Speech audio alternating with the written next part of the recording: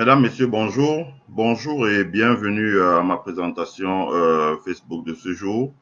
C'est une présentation qui portera sur l'industrialisation de la région de l'Ouest. Voilà. Je vais prier d'être indulgent avec moi pour que je puisse partager un tout petit peu dans les groupes. Je vais vous prier d'écouter légèrement un peu de musique. Ça va durer 3 minutes. Ça me donne le temps de partager dans les groupes et je vais prier aussi ceux qui regardent la présentation de pouvoir me donner un coup de main pour partager dans les divers groupes pour que le maximum de personnes puissent regarder, mais aussi de démarrer des séances vidéo sur leur mur pour que cela puisse profiter à leurs amis. Voilà, il s'agit d'un partage de savoir.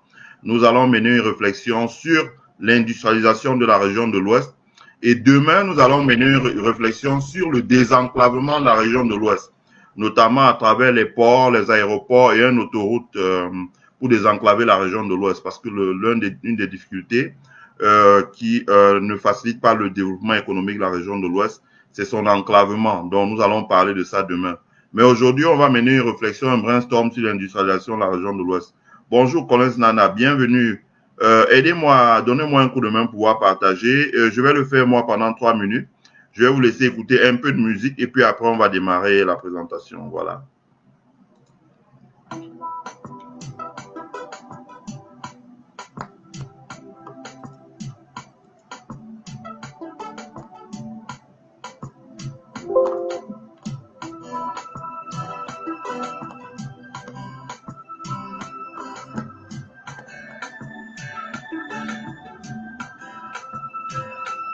I thought when you had a good thing going on,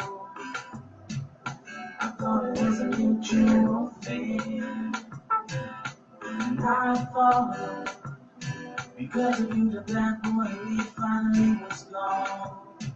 Felt the easy you were with me. Hey, my heart is aching. I'm going crazy. Everything I do reminds me of the time when I was with you. My heart is aching. I'm going crazy. Time passes by slow, so slow. If I could tell my heart to stop beating for you, girl, I would. If I could tell my heart that there was like you in this world, I should.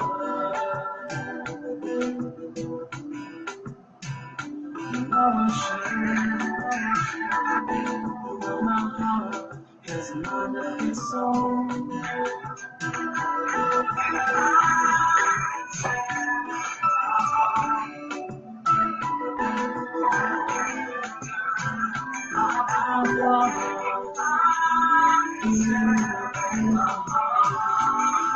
You came to me, crying, slowly dying. I thought whatever happened in the past, we would just let it be.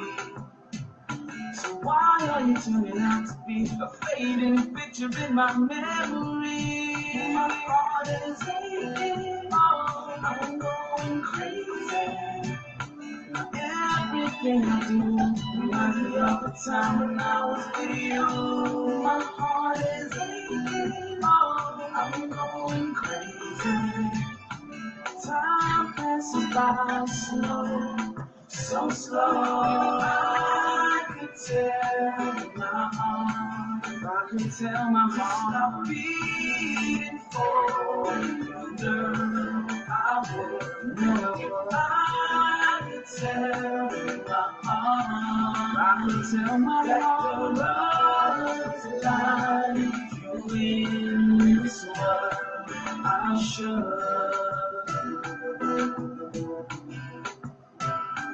No, I should. Know my heart has a mind of its own.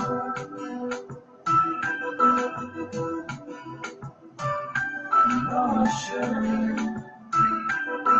Know my heart has a mind of its own. My heart is aching. I'm going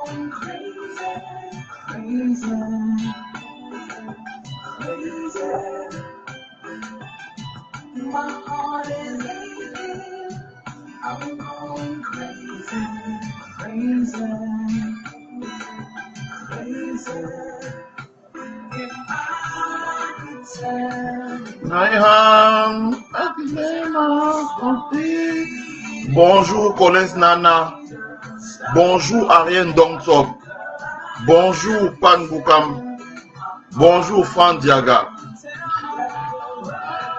Fran Diaga, fais attention, j'ai failli te bloquer en pensant que c'était... Bonjour voleur de chèvres. Bonjour Kim Kem. Bonjour David Kamango. Bonjour Justice Hiro. Bonjour Annabelle Zarose. Voilà, bonjour à tous. Bienvenue dans cette présentation. Permettez-moi d'arrêter la musique. On passe aux choses sérieuses. Bonjour à tous. Bonjour, bienvenue dans cette présentation. Je remercie tous ceux qui se joignent à nous pour suivre cette présentation qui est intitulée « L'industrialisation de la région de l'Ouest ». C'est une présentation qui sera en replay sur le mur de JMTV, sur la chaîne YouTube de JMTV, vous êtes habitués, mais également sur le site web de JMTV+, Jackie Moifo. Donc le site web c'est jmtvplus.com. Voilà, vous pouvez regarder le live sur le mur, sur le compte YouTube, mais également sur le site internet. Je remercie tous ceux qui ont choisi de se joindre à nous pour poursuivre la réflexion sur l'industrialisation de la région de l'Ouest.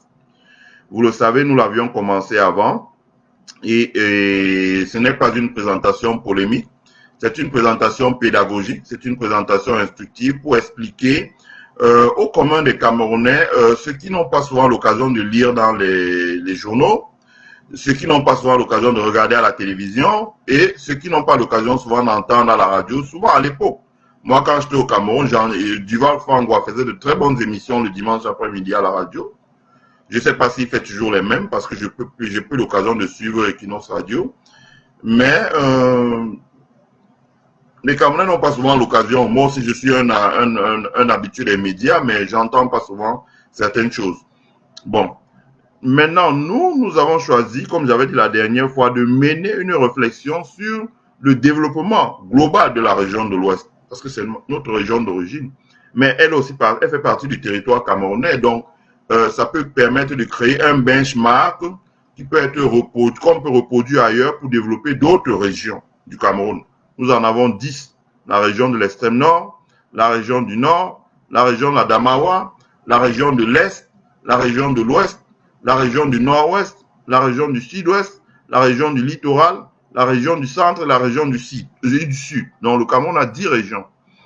Donc, chacune de ces régions est appelée à se développer, surtout avec le transfert de compétences qui se fera soit par la décentralisation, soit par la régionalisation, et nous espérons un jour par le fédéralisme.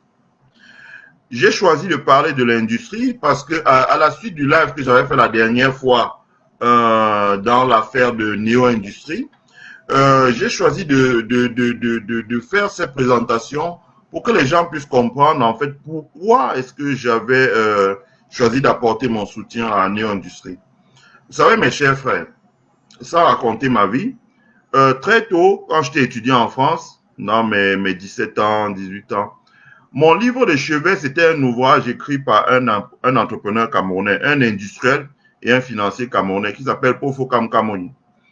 Il a écrit un livre qui s'intitule « L'entrepreneur africain face au défi d'exister ». Je l'ai lu et relu, je ne sais pas combien de fois. « L'entrepreneur africain face au défi d'exister ». Et bon, il n'est pas entré trop dans les détails, mais quand on lit le livre, on comprend la difficulté de l'entrepreneur africain au pouvoir investir.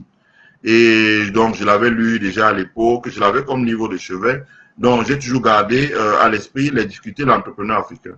Et moi, je me suis frotté au monde de l'entrepreneuriat au Cameroun et je sais combien dans un environnement comme le nôtre, où il n'y a pas les filets sociaux, où il y a plein de problèmes, c'est vraiment difficile d'investir, d'entreprendre au Cameroun. Donc. Et dans ce contexte-là, nous devons réaliser l'industrialisation de notre pays. Donc, lorsqu'un capitaine d'industrie est en difficulté, aujourd'hui, de la place de choix, grâce à Dieu, où je me trouve aux États-Unis, où je suis au contact avec les plus grands industriels, je comprends l'avantage qu'ils ont ici et que nous n'avons pas dans notre pays. Et je mesure la peine d'un capitaine d'industrie quand il veut travailler au pays. Surtout quand il monte une usine fraîchement neuve, qui doit amortir les équipements, qui doit rembourser les crédits bancaires, les crédits bail, etc., les fournisseurs étrangers, et qu'il voit que à l'horizon 4 à 5 ans, il risque d'être en pénurie, il risque d'avoir des grosses difficultés pour approvisionner son usine, donc il lui faut anticiper. Et quand il fait face à des embûches sur son chemin, c'est extrêmement difficile. Ça doit être très stressant, ça doit être dur à vivre, parce que l'entreprise est un bien collectif, il faut la tenir debout, il faut la renflouer. Donc, la nécessité aussi de faire, la nécessité pour nous autres, qui sont dans le métier de la finance et du conseil aux entreprises, de faire des présentations comme celle-ci. Bonjour mon tonton Jean-Claude Awamba, bonjour. Bonjour Geneviève Makapim, bonjour chère maman. Bonjour Pierre Fomé-Tendjomo. La nécessité pour nous de faire une présentation comme celle-ci pour essayer que les gens comprennent les enjeux de l'industrialisation de la région de l'Ouest. Et la raison pour laquelle moi j'ai soutenu Néo-Industrie, c'est d'abord parce que, comme je l'ai dit sur mon mur, c'est parce que l'usine de Néo-Industrie est un symbole. C'est un symbole. Nous, on a grandi tout petit en entendant nos parents réciter ça tous les jours, que l'industrialisation de l'Ouest n'est pas possible, et c'est pour ça qu'ils sont allés chercher la vie à Douala, à Yaoundé, on ne peut rien faire à l'Ouest. Parce que ce sont que les collines, et du fait que ce sont... Moi, je me rappelle, dans le salon familial, j'ai entendu des choses. On disait, ah ouais, l'Ouest, c'est pas possible, les camions... Bon, bref, j'avais des oncles qui racontaient des histoires à l'époque. Je ne vais pas tirer sur eux. De ce que je sais aujourd'hui, plus de 100% de ce qu'ils racontaient était faux, moi, et je peux le démontrer aisément. Mais bon, c'est aussi une grâce de Dieu que d'arriver là où on est arrivé et de pouvoir avoir accès à certaines connaissances que peut-être on n'aurait pas eu si on était resté au pays. Donc, je ne serais pas très dur avec eux. Mais quand on regarde l'usine de Néo-Industrie, l'usine de Néo-Industrie est un symbole. C'est le symbole de l'industrialisation de la région de l'Ouest. Parce que monsieur Néossi Emmanuel, que je ne connais pas du tout, a brisé un tabou. Le tabou qui consistait à dire l'Ouest du Cameroun, c'est un cimetière où quand on meurt à Douala, à Yaoundé, aux États-Unis ou en Europe, on rapatrie votre dépouille pour aller enterrer à l'Ouest. C'est le cimetière des Bamileke ou même des Camerounais qui sont nés ou qui sont attachés à cette terre. Deuxièmement, c'est l'endroit où on fait les funérailles, où on organise une fête pour démontrer qu'on a réussi en ville. Mais dans la perception que les enfants ressortissants de la région de l'Ouest ont, à aucun moment on ne les voit penser le fait que la région de l'Ouest peut être un endroit où on se développe, où on développe une activité économique, où on pose les jalons du développement économique du Cameroun, où on apporte la contribution de cette région au développement ou au rayonnement économique de notre pays. Et je pense que lorsqu'un entrepreneur prend les risques de construire une usine sur un flanc de colline, ça veut dire que c'est tout un symbole. Alors qu'on dit au Bamileke, chez vous, c'est les collines, c'est les collines. Lui, justement, il a terrassé la colline et il a conçu l'usine sur la colline. Il a conçu les chemins qui vont à l'usine. Il a réglé la question, bref, il a réglé plein de problèmes. Si je ne connais pas Emmanuel Néossi en revanche, je connais les gens qui, en Allemagne, que lui-même il ne connaît pas d'ailleurs, en Allemagne ont conçu tous les équipements qui ont permis de monter son usine, comme d'ailleurs il conçoit les équipements pour monter les usines en Asie, en Amérique latine, partout.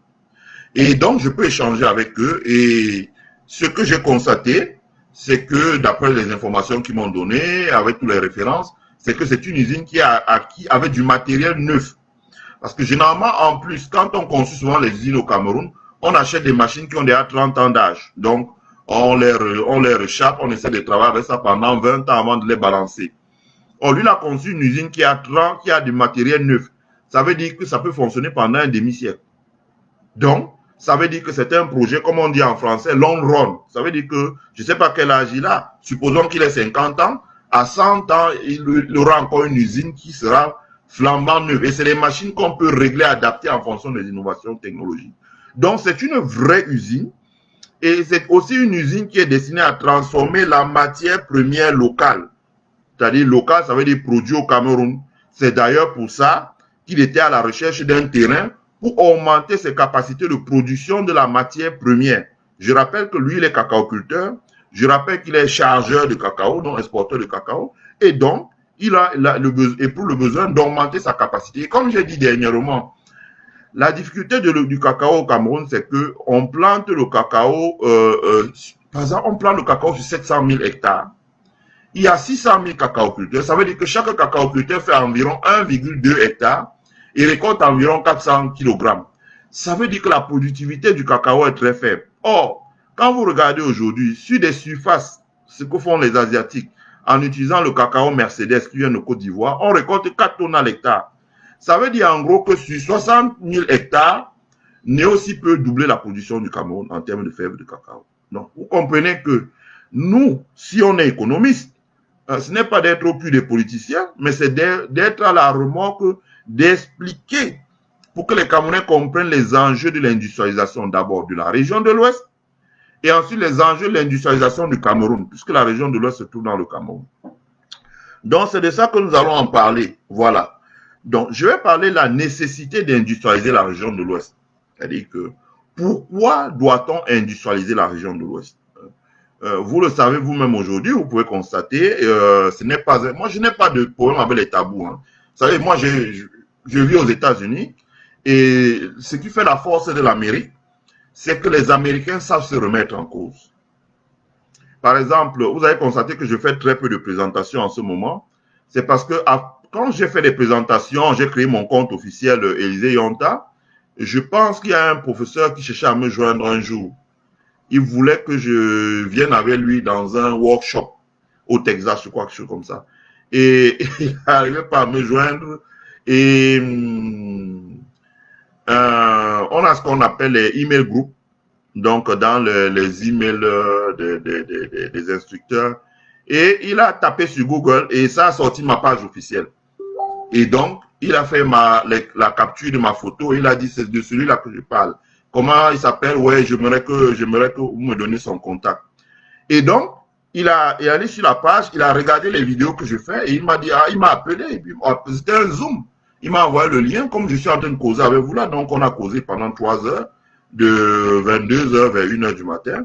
Et il m'a dit, bon, écoute, j'ai vu ce que tu fais les présentations, j'ai essayé de sous-titrer en anglais, c'est bien, mais il faut que tu améliores le décor, hein, tu améliores l'éclairage, tu améliores le cadre, etc., etc. Il m'a dit, regarde comment je te parle de chez moi. Voilà.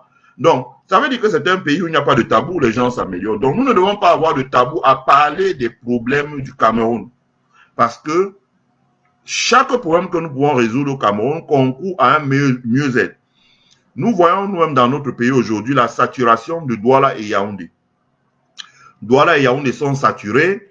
Moi qui ai grandi à Douala, quand j'ai vu l'inondation, ça m'a fait un pincement au cœur parce que toutes les zones qui sont inondées là, lorsque nous étions petits, c'était des marécages. C'était des marécages que les gens ont remblés avec les ordures et la terre, ils ont construit dessus. Donc, l'eau n'a plus d'endroit où traverser. Par exemple, là où les gens, je sais pas, tout ça c'était des marécages. C'était des rivières, des Koublaï, tout ça c'était des rivières. Tout ça, les gens ont remblé, ils ont construit dessus. Donc, il n'y a pas de lit pour l'eau. Ben, l'eau, il passe à l'étage au-dessus, donc les gens sont inondés. Ça veut dire aussi qu'à un moment ou à un autre, il va falloir désengorger Douala et Yaoundé. Ça veut dire qu'il va falloir relocaliser les populations hors de Douala et Yaoundé et raser ça et reconstruire quelque chose de moderne, peut-être même bloc par bloc, en construisant des choses modernes avec des urbanistes. Mais pour cela, il faut aussi que les gens aient une raison valable de pouvoir partir de Douala et Yaoundé pour aller habiter ailleurs. Donc, il faut créer de l'activité économique hors des deux cités que sont Douala et Yaoundé. Et l'un des endroits pour nous autres, parce que le contingent en provenance ou natif de la région de l'Ouest constitue la majorité des personnes qui ont immigré pour aller s'installer dans les régions du centre, notamment dans la ville de Yaoundé, et Mbalmayo à l'époque de la fièvre du cacao, mais aussi dans les cités de Douala, parce que la cité de Douala est la capitale économique, elle est adossée à un port, et la cité de Yaoundé est la capitale politique. Il faut changer de paradigme. La décentralisation ou le fédéralisme ou la régionalisation annoncée permettront de changer de paradigme. Donc, on doit se préparer à changer de paradigme. Et pour changer de paradigme, la première cause va être la cause économique. Ça veut dire que si on fait une décentralisation, par exemple, même en donnant tous les pouvoirs, et que la décentralisation ne génère pas de la prospérité économique, les populations iront toujours des régions pauvres vers les régions où il y a un peu d'actualité, où il y a un peu d'activité, où il y a un peu de meilleur vivre. Ça veut dire qu'il y a nécessité de créer de l'activité dans les régions qui sont pauvres. En l'occurrence, une région comme la région de l'Ouest, qui n'est pas vraiment gâtée, il y a la nécessité de créer l'activité. Et le meilleur moyen de créer l'activité, c'est soit faire de l'agriculture, soit faire, puisqu'il y a des terres fertiles, soit faire de l'industrie, c'est-à-dire que la transformation, la manufacture, transformer la matière première locale ou importée en produit fini. Soit faire des services à haute valeur ajoutée, ça veut dire la banque, l'assurance, les nouvelles technologies, les call centers, etc. Soit faire l'économie du savoir, ça veut dire la production des logiciels, l'enseignement, la formation professionnelle, indoor ou à distance, etc., etc., etc. Soit faire du transport et la logistique, comme j'ai dit hier, et d'ailleurs, comme je l'ai dit, je ferai un live demain à la même heure, et on parlera du désenclavement de la région de l'Ouest. Je vous expliquerai beaucoup de choses avec les perspectives de ports, de ponts aériens pour désenclaver la région de l'Ouest qui devrait permettre à la région de l'Ouest d'avoir une capacité d'évacuation de 100 millions de tonnes. 100 millions de tonnes, ça veut dire 200 000 milliards de francs CFA. 10 fois le PIB du Cameroun. Ce n'est pas un rêve, c'est possible. Et je vais vous expliquer comment ça se passe. D'autant plus que j'ai de très bonnes connexions avec celui qui a fait le business plan de Amazon pour que Amazon puisse se doter d'une plateforme logistique et pouvoir ne plus dépendre des postes aux États-Unis. Donc, je connais comment ça marche. Et je vais vous expliquer. Donc, ce n'est pas un rêve, mais on va vous expliquer les choses. Et la raison pour laquelle on explique, c'est pour briser un tabou. C'est pour que les gens commencent à se dire « Yes, we can ». Oui, c'est possible. Et que les gens commencent à changer de paradigme, à ne plus envisager l'Ouest comme étant le cimetière de tous les gens qui sont morts, des gens qui viennent faire leurs funérailles ou des gens qui viennent montrer à leurs parents rester au village dans la pauvreté, qu'ils ont réussi en s'achetant une voiture ou en construisant une maison en ville. Il faut casser ce paradigme-là. Voilà. Donc, il y a la nécessité d'industrialiser la région de l'Ouest. Parce qu'en industrialisant la région de l'Ouest, on crée des emplois. Hein, l'industrie crée des emplois. L'industrie est d'ailleurs le secteur d'activité qui crée des emplois solides, hein, parce que et des vrais emplois, hein, des ouvriers qualifiés, des ouvriers, des agents intermédiaires entre les ouvriers qualifiés hein, et les ingénieurs, le personnel administratif, le personnel de logistique, parce que dans une usine, on utilise des gens au magasinage, c'est ce qu'on appelle la chaîne logistique en fait, magasinage, transport. On utilise des gens à la production, on utilise des gens à l'administratif, ça veut dire la comptabilité, le marketing, le supply chain, etc., etc., les laborantins, par exemple, c'est l'agroalimentaire. Et on fait travailler également l'État, parce que l'État, du coup, quand l'industrie se met en place, augmente ses capacités de pouvoir servir les populations qui travaillent, en créant des écoles, en créant des crèches, en créant des services d'impôts, en créant des brigades de gendarmerie, des commissariats de police, des dispensaires, etc., etc., etc. Donc, il y a la nécessité d'industrialiser d'abord pour créer de l'emploi. Et l'emploi au Cameroun est une denrée rare. Le Cameroun a 30 millions d'habitants, mais il y a seulement 900 000 personnes qui sont enregistrées à la CNPS. 200 000 retraités, 700 000 travailleurs. Ce sont les statistiques disponibles sur le site internet de la Caisse nationale de prévoyance sociale et qui date de 2017.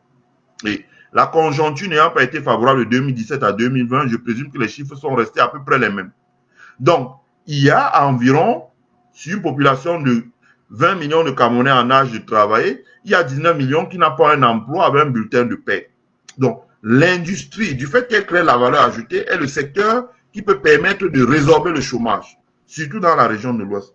Donc, il y a la nécessité de générer des recettes fiscales, des impôts. Hein, parce que quand un industriel travaille, du fait qu'il crée la valeur ajoutée, l'État prélève 20% à travers la TVA, qui est la taxe sur la valeur ajoutée, et l'État prélève l'impôt sur le revenu, l'État prélève l'impôt sur les dividendes, si on a distribué, l'État prélève divers taxes, l'enregistrement, l'impôt sur les... Bref, un peu tout, ce qui fait qu'à peu près un tiers de ces recettes vont dans les caisses du chiffre d'affaires généré, vont dans les caisses de l'État sous forme d'impôts et taxe.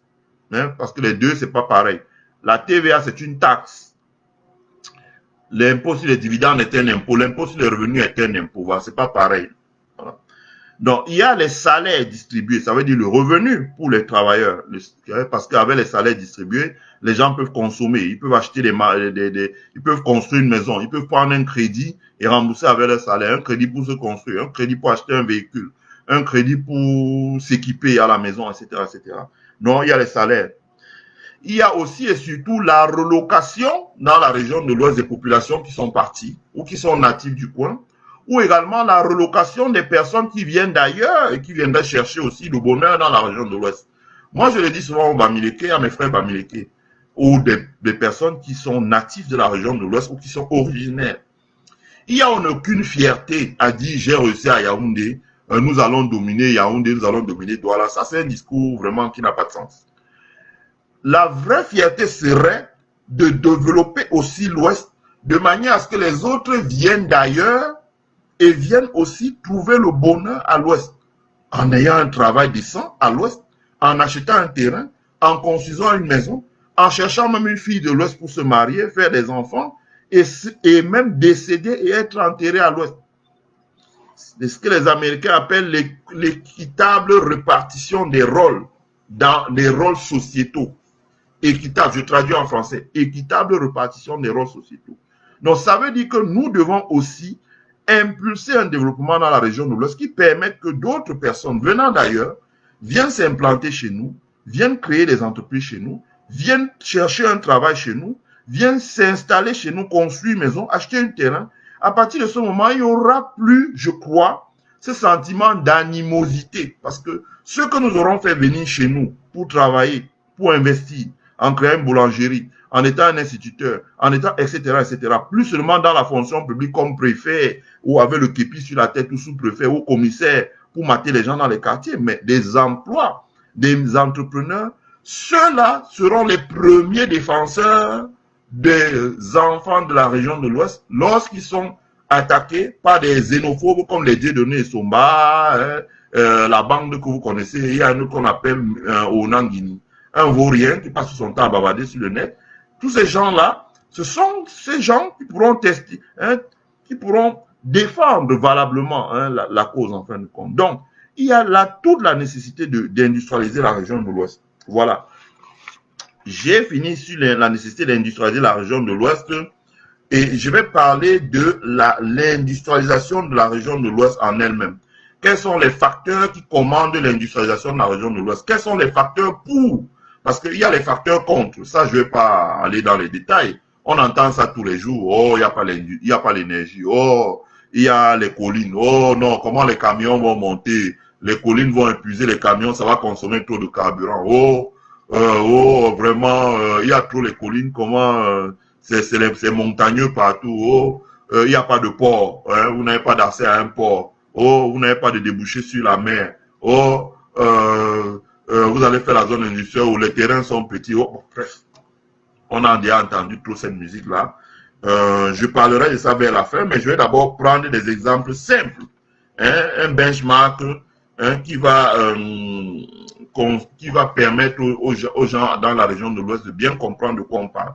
Avant ça, je vais lire un peu les réactions des contributeurs. Voleur de chèvres dit, Franck Diaga, dont une des propositions du chassement au Cameroun est l'industrialisation de l'Ouest. Bon, d'accord. Voleur de chèvres. Je ne vais pas m'attarder sur ton commentaire là. Bon. David Camargo dit, l'implantation de néo-industrie à Kekem Ouest répond plus à une proximité à la matière première qu'à un désir d'investir à l'Ouest. Au Cameroun, la localité de Sancho et la vallée d'Intem sont des grands bassins. Je ne suis pas d'accord, David Camargo. Je ne suis pas d'accord. Je ne suis vraiment pas d'accord avec ce que tu dis parce que pour pouvoir répondre à ta question, je pense qu'il faut te rapprocher de ceux qui ont travaillé, notamment les architectes et les ingénieurs qui ont travaillé à la construction de l'usine néo-industrie. Si c'était la volonté de se rapprocher de la matière première, qu'est-ce qu'il irait faire dans la vallée d'Intem pour rechercher la matière première? Je ne pense pas du tout. Je pense qu'il y avait une volonté vraiment d'investir dans la région de l'Ouest. Et ce n'est pas le premier. Je pense qu'il y a d'abord eu, avant lui, il y a eu Silieno Christophe, je ne vais pas entrer dans tous les détails, paix à son âme, qui avait tenté d'installer une industrie, d'ailleurs, toujours dans la ville de Kekem à l'époque.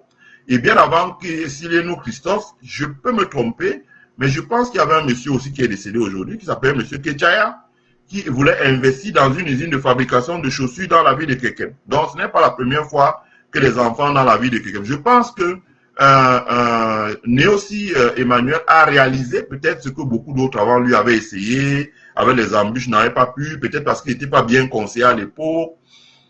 Je ne vais pas entrer dans trop de détails. Par exemple, chez Buller, aujourd'hui, il y a pas mal d'ingénieurs camerounais. Donc, quand on apporte un problème, ils s'efforcent de trouver des solutions techniques en travaillant, en produisant des solutions techniques. Surtout quand c'est une usine qu'on va construire à l'ouest. Qu'à l'époque, je peux mesurer la difficulté qu'avaient les Kechaya, les Silenu, surtout qu'on était exclusivement tourné vers la France. Et moi qui ai travaillé avec les industriels français, je connais comment ils se comportent. Quand vous arrivez, vous dites c'est ça. Quand vous dites non, s'il vous plaît, il dit non, c'est ça. Si vous ne voulez pas vous laisser, c'est ça, c'est ça, c'est ça.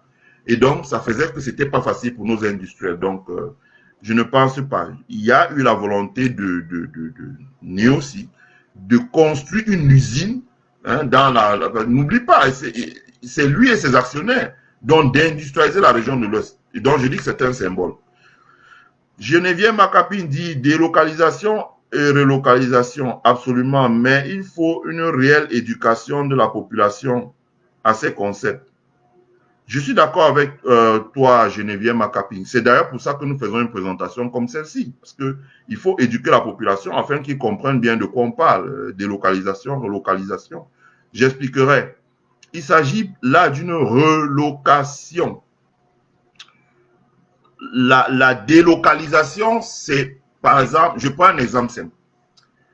La délocalisation, c'est si demain, un UCB de Kadi dit, voilà, moi, je vais, compte tenu de la baisse des coûts logistiques, parce que, par exemple, il y a un port sec à Sanchou, parce que, par exemple, il y a un pont aérien qui permet de relier l'aéroport de Bafoussam avec une fréquence des vols qui font que la différence avec Douala, c'est de 5%, parce que la main-d'œuvre est moins chère à l'ouest, parce qu'on a fait des efforts en termes d'énergie, ou bien que les technologies de production autonome d'énergie qu'on a développées aux États-Unis sont devenues moins chères que l'hydroélectrique avec son transport onéreux. Si UCB, au vu de tout ça, réunit son conseil d'administration, on dit, bon, voilà, nous allons prendre la décision de déplacer notre usine à Douala-Bassa, où il est, pour l'amener à Bafang. À partir de ce moment, on parle de délocalisation. C'est-à-dire qu'on enlève de une location où c'était situé à Douala, Bassa, et on transfère à Kekem. Voilà. Relocation, c'est différent. Relocation, ça veut dire que c'était déjà là. Par exemple, à Bafang. Supposons PKD avait conçu à Bafang. Et parce qu'il y a une insurrection, il dit, bon, voilà, j'enlève mon usine à Bafang, je la transporte à Douala. Bon. Et maintenant, la situation devient favorable. Il dit, bon, je la ramène à Bafang. Donc, il y a une relocation. Relocation, c'est ce qui était d'abord là, qui est parti et qui revient. Et c'est pour ça que dans le cadre du mouvement des populations de l'Ouest, j'ai parlé de relocation. Relocation, parce que les populations de la région de l'Ouest, beaucoup sont nés, et puis il n'y a pas d'emploi. Je ne sais pas, moi je suis de Bouddha, ou enfin d'une parenté de Bouddha. Je vois qu'il n'y a pas d'emploi à l'Ouest. Qu'est-ce qu'il y a comme industrie par exemple à Bouddha? À l'entrée de la ville, il y a un entrepreneur, M. Melon Simon, qui a ouvert une usine, mais les équipements étaient tellement vieux, moi quand j'ai eu cette usine, que je me suis demandé ça peut tourner 5 ans. Bon, je ne vais pas entrer dans le dossier, mais il s'est fait avoir. Mais, et qu'est-ce qu'il a fait? L'usine a fermé, il n'y a pas d'industrie. Les boulangeries, ce n'est pas les industries. La moto, ce n'est pas les industries. Le Benskin, ce n'est pas les industries. Un enfant qui fait l'UT de Banjul, qui est originaire de Bouddha, il va trouver le travail où? Avec un UT génie électrique à Bouddha. Donc, il part. Mais si demain, on met une zone industrielle de 50 hectares à Bouddha et que cette zone industrielle attire 10 grosses usines qui emploient chacun 800 personnes, créent 4000 emplois. Si cet enfant vient chercher le travail et qu'on l'embauche, on parle d'une relocation. Ce qu'il était, il est parti et il revient, ça s'appelle une relocation. J'espère que j'ai bien expliqué les concepts, Madame Geneviève Makapi. Voilà. Bambe Wantep dit, pourquoi dis-tu que l'Ouest n'est pas gâté alors que les terres y sont fertiles? Non, j'ai pas dit que moi, j'ai pas dit que l'Ouest n'est pas gâté. Je dis la perception qu'on a. Même les ressortissants de l'Ouest, même nos grandes élites, quand tu discutes avec eux, j'ai l'occasion d'échanger avec tous nos grandes élites. Quand tu discutes avec eux, tu les entends dire ça. Tu es parfois écœuré de les entendre dire ça. Oh non, on n'est pas gâté, on a les collines, on a ceci. Non, ils ont tout faux. Je me demande s'ils ont déjà visité les pays comme le Chili. Il faut aller visiter les pays comme le Chili. L'Ouest n'est même pas accidenté. Le Chili, c'est la mort. Hein? Moi, je suis déjà allé là-bas. Quand l'avion décolle, mais vraiment, tu as les couilles, tu as les couilles mortes. Parce que tu te demandes entre slalomer dans les collines, là, si ça va passer casser la gueule. Et puis parfois, ça traverse la cordillère des Andes. C'est chaud. Donc, nous, l'Ouest n'est pas vraiment accidenté. Donc, ce sont des idées reçues. Et puis, bon, ce sont des idées qu'ils ont aussi reçues de l'administration coloniale. Donc, je peux m'attarder dessus. Geneviève Makapi dit, rien n'est impossible. L'Ouest ne peut pas être un cimetière à ciel ouvert. Grande conférence et leçon, mon fils Demanfo. Merci. Nous avons besoin de nouveaux paradigmes et les instruments et les cerveaux, ils sont. Tout à fait, Geneviève Makapine. Pierre Formé Tendjomo dit, bonjour, grand combattant de la libération. Merci infiniment. Merci, cher frère. Geneviève Makapine dit, voici les directs concrets à partager. Merci. Energia Eolica. Ouais, énergie éolienne, elle veut dire. Ouais. Nous pouvons faire un port sec à l'ouest. Tout à fait, Madeleine Jononzo. Un fin boy, le stoïcien, dit bonjour, bonjour, bonsoir, cher frère. Del Bianco Franco dit, le sud-ouest est un grand bassin de la production du cacao au Cameroun. En effet.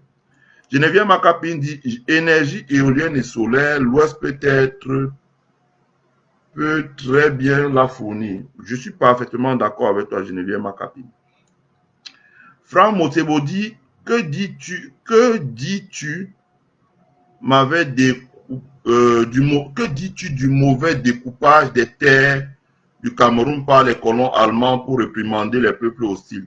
Oui, Franck Mosebo, je pense que je joins ma parole à celle de Ntimbanbomo qui a dit quelque chose de vrai, qu'il va falloir un jour refaire la carte du Cameroun parce que on s'aperçoit que les administrations coloniales allemandes, puis françaises et anglaises, avaient en quelque sorte puni les Bamileke qui étaient frondeurs en procédant à un découpage administratif qui n'était pas bon. Voilà. Le découpage administratif a fait que on a créé une région qu'on a appelée de région de l'Ouest.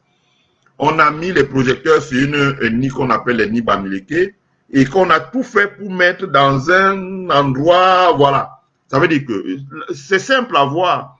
Vous avez des régions qui sont voisines de la région de l'Ouest et qui, sur des centaines de kilomètres, n'ont pas de population à la frontière avec la région de l'Ouest. Simplement, ça veut dire que ce n'était pas leur terre, ils n'habitaient pas là. Mais on a déplacé les frontières et ils n'habitaient pas là. Et ils ne s'y installent même pas parce qu'ils ne maîtrisent pas ça. Bon. Je pense qu'un matin, il va falloir, c'est une question de bon sens. Malheureusement, la politique, le bon sens dans notre pays, ce n'est pas pour aujourd'hui. Il va falloir un jour qu'on s'asseye pour procéder à un redécoupage de la carte administrative du Cameroun. Edmond Hilaire Barézy Franco dit, Nio allait chercher quoi chez les haineux? J'ai le champ de ma grand-mère qui n'est pas loin de Kekem et qui a abandonné. Il peut prendre sa cadeau. Edmond Barézy Franco, en effet, c'est pour ça que j'ai dit qu'il faut changer de paradigme à un moment parce que quand on regarde bien, j'ai fait les calculs. Seulement dans le Onkam, où le département du Onkam, où Niosi est issu, il pouvait avoir la moitié des 26 000 hectares de terres querellées qu'il est allé chercher dans la vallée d'une Thème. Donc, c'est une question de mindset.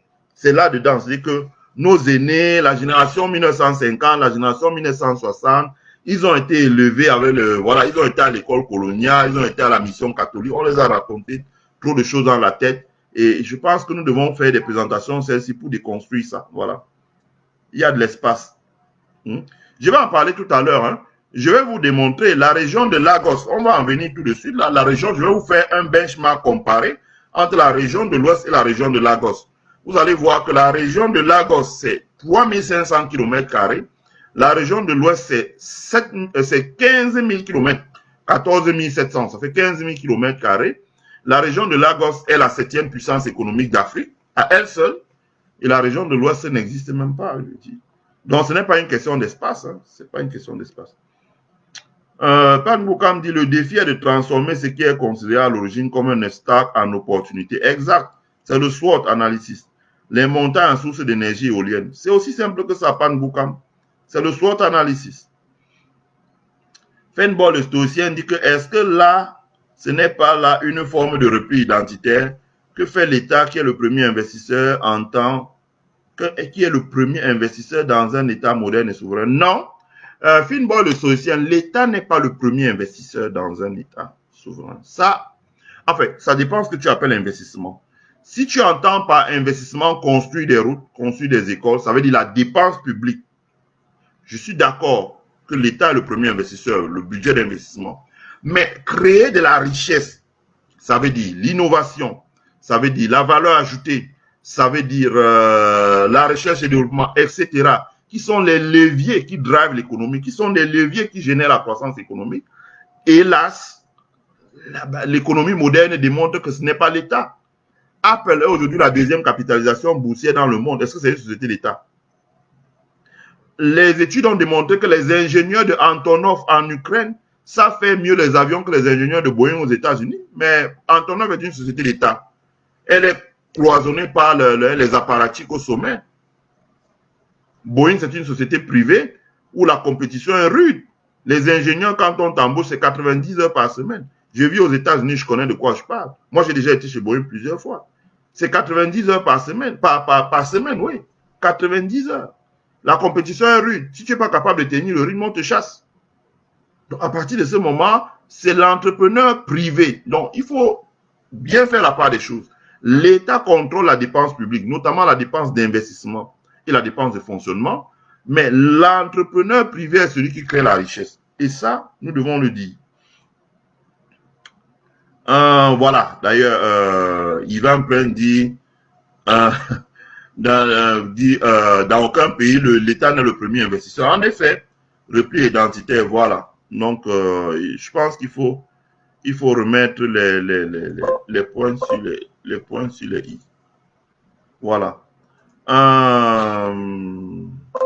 Fineboy stoïcien dit bonsoir David, oui. Bianco Franco dit la montagne produit déjà l'énergie, exact, avec l'éolienne. L'Italie apparaît à des collines partout, pourtant, voilà, Edmond Baresi Franco le dit, l'Italie est un pays tellement accidenté, mais pourtant c'est l'une des plus grandes puissances industrielles au monde. Voilà, Franck Zigaro dit, l'Ouest n'est pas plus mal desservi par la nature que le Japon. Voilà, pourtant le Japon est l'une des 5 premières puissances industrielles au monde. Donc je vais dire que ce sont des idées, moi j'ai grandi, j'ai entendu ça tout le temps dans le salon familial. Tout le temps, j'entendais les oncles dire ça. Et pas des moindres, hein, des hommes d'affaires même parfois. Disent ça, oh non, on peut rien faire à l'Ouest, vous savez, avec nos collines là. Bon, le degré de connaissance qui était le leur n'est pas celui que nous avons aujourd'hui, donc je peux les comprendre. Mais c'est aussi à nous de déconstruire ce discours-là. Geneviève Macapine dit Finbol le stoïcien, absolument pas. Il s'agit de booster l'économie par des sites qui, pour des raisons bizarres, ont été méprisés. Exact. Franck Mosebo dit, plus le temps passe, plus je me rends compte que le Sud hostile à tous les Bamileke jusqu'aux élites. Les gars ne se cachent plus.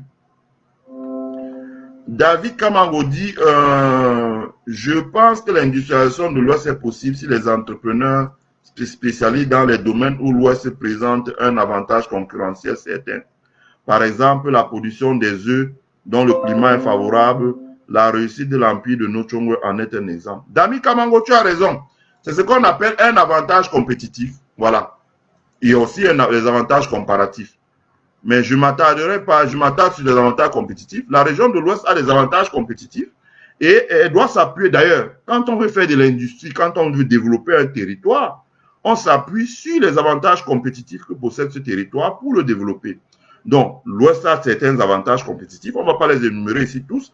Je suis de ton avis que la région de l'Ouest, les entrepreneurs doivent se focaliser sur les avantages compétitifs. Voilà.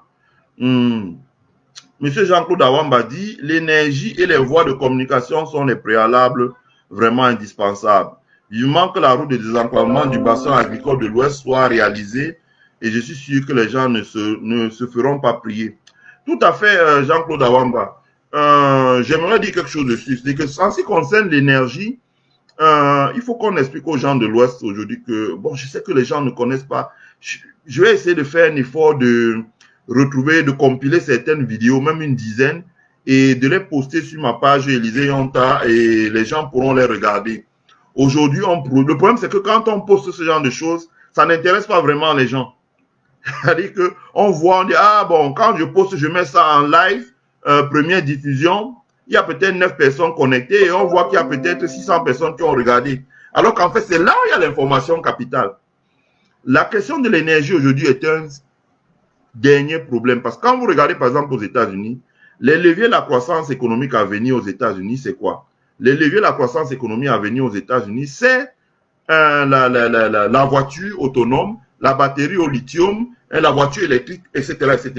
Simplement parce que désormais, ils vont développer la batterie à partir du lithium amélioré et qui va faire que même les immeubles pourront mettre des panneaux solaires, produire et stocker de l'énergie. Par exemple, en saison sèche, l'immeuble peut stocker jusqu'à 80% de l'énergie dont elle a besoin toute l'année. On va commencer à stocker de l'électricité, ce qu'on ne faisait pas avant. Donc, ça veut dire que demain, le discours qui consistait à dire, ah, il faut, parce que quand on regarde, l'énergie hydroélectrique aussi coûte cher. Parce qu'il faut construire un barrage, il faut produire l'électricité et il faut transporter avec des câbles. Alors qu'avec la technologie disponible demain, avec des panneaux solaires, vous pouvez produire tout le temps l'énergie électrique et vous pouvez la stocker dans les batteries au lithium et vous pouvez l'utiliser, c'est comme une réserve d'eau. Donc, ça va changer le paradigme totalement dans l'industrie. Ben, je pourrais poster des vidéos, vous allez voir des exemples de ce qui se fait déjà en Bolivie, où les Américains ont transféré le savoir pour que les firmes américaines aillent créer des plantations de bananes et de transformation de bois, etc., en pleine forêt bolivienne. Et il n'y a pas la route et transportent avec des avions cargo pour les États-Unis. Donc, il y a beaucoup de choses qui se font sur la planète Terre. Je comprends que chez nous, les gens ne sont pas informés. Donc, les idées reçues, ça, ce n'est plus d'actualité. Beaucoup de choses ont changé. Pour les voies de communication, je suis d'accord. Ce sera l'objet de la présentation de demain. Comme j'ai dit, désenclavement aérien, désenclavement par un autoroute. Nous devons nous tourner vers le port de Bakassi. Je pense qu'on n'a rien à faire avec le port de Kribi. La région de l'Ouest doit se tourner vers le port de Bakassi, accessoirement vers le port de Limbe, mais surtout le port de Bakassi, parce que le port de Bakassi, avec les économies d'échelle que le Nigeria va réaliser, ça va nous être très profitable. Ça veut dire qu'un porte-conteneur de 24 000 conteneurs, le Nigeria peut en faire toutes les semaines. Alors, si nous sommes vers le port de Bakassi, ça veut dire que il y aura des porte-conteneurs directs Guangzhou, Chine, jusqu'au port de Bakassi toutes les semaines. Donc, les entrepreneurs camerounais pourront commander une marchandise en Chine. S'il est dans la région de l'Ouest, ça arrive au Nigeria je sais pas moi, 3 semaines. Donc, en 3 semaines, bref, c'est dans son magasin, dans le magasin à l'ouest du Cameroun. Mais pour cela, il nous suffit de faire une autoroute 300 km qui permet que 4 heures de camion pour partir de Bakassi à l'ouest et 4 heures pour retourner, ça fait 3 allers-retours par jour. Je veux dire, tout est effectivement dans, et il faut le dire déjà, il faut pouvoir le penser et le dire. Ça permet que les décideurs puissent s'informer mieux et commencer à envisager autre chose que ce qu'ils parlent maintenant. Et effectivement, comme a dit Jean-Claude Awamba, dans la région de l'Ouest, dans le département des Bamboutos et de la Main-Noire, on est en train de construire une boucle qui va aller jusque dans le Noun. La route qui va désenclaver tout le bassin de production agricole. Et cette route-là va beaucoup aussi permettre, parce que de développer certains types d'industries, notamment dans l'agroalimentaire, la production de champignons, la mise en conserve, la production de beaucoup de choses. Et avec la route, ça va permettre de réduire les coûts et de sortir facilement la nourriture. Donc, ça va offrir la matière première pour les industriels parce qu'il y a énormément d'hectares de terre inexploités. Steve Kalang dit, et le Rwanda, 25 000 km² pour 10 millions d'habitants exportent des smartphones. En effet, voilà, donc il faut faire tomber les idées reçues. Hein? Nos parents nous ont fait grandir avec ça. Il faut qu'on leur dise que c'est faux parce qu'on est allé voir ailleurs, ce n'est pas ça.